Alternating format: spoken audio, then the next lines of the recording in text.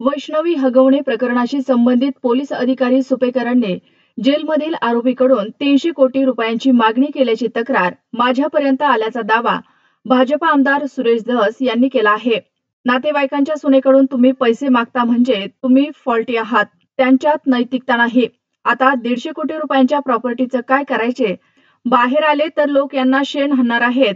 काही लोकांनी टमाटे हाणले मात्र त्यांनी काही होणार नाही, हे बाहेर आल्यावर यांना कवट मारले पाहिजे असे धस म्हणाले। हगवण्यांचं तर जाऊ द्याच, परंतु हगवण्याचा कोणतरी तो नातेवाईक सुपेकर का कोण हे म्हणजे पोलीस याच्यामध्ये आयजी या पोस्ट पर्यंत आयजी पोस्टवर असलेला माणूस रोख 1 लाख रुपये घेतो चेकद्वारे आणि 50,000 रुपयाचा मोबाईल का काय घेतो सप्रेम भेट, याच्यापेक्षा दुर्दैव कोणता आहे? आणि हे जे माननीय कोण आहेत ते सुपेकर, या सुपेकराबद्दल बऱ्याचशा तक्रारी माझ्याकडे सुद्धा आलेल्या आहेत।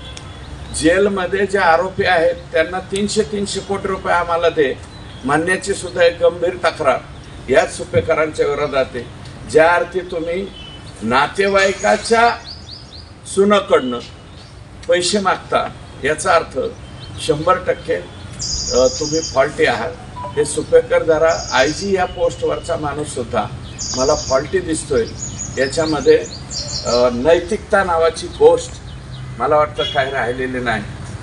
नैतिकता खूप खाली ढासळत चालली, त्याचं हे उत्तम उदाहरण। अरे 150 कोटीची प्रॉपर्टी आता काय जाळायचं का पेटवायचं तिला?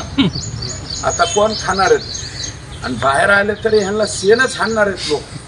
आणि मला तर वाटतं हे किती वर्षाने असे लोक बाहेर येऊ, समाजाने शेण आणि रेंदाण ती संघच ठेवायला पाहिजे।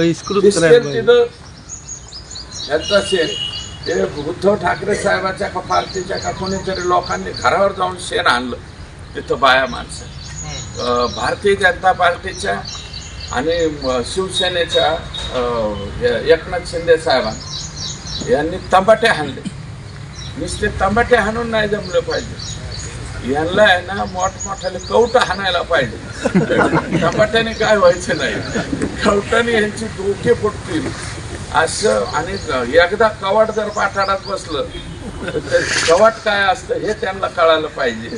मला असं वाटतं भविष्यामध्ये कुणी नाही केलं तर आपल्या आष्टी मतदारसंघाने तयारी ठेवावी।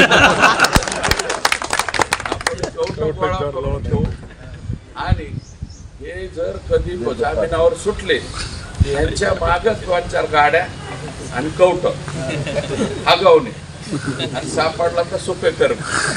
तर अशा पद्धतीने ह्या लोकांना वागवलं पाहिजे। तेव्हा हे अन्याय जे करणारे लोक मानसिकता ही पैशा पाण्याच्या याच्यामध्ये थांबत नाही। अरे आमची गरिबी बरी ना, आमचे गरीब माणसं बरे ना, ज्यांच्याकडे कोटी नाहीत, लाखात नाहीत, हजारात, पण आम्ही सुखी आहोत ना, घरात सुखी आहोत, तर सुखीच त्या ठिकाणी राहिलं पाहिजे। तेव्हा मी अधिकचं काही न बोलता माननीय मुंडे साहेबांच्या बद्दलचे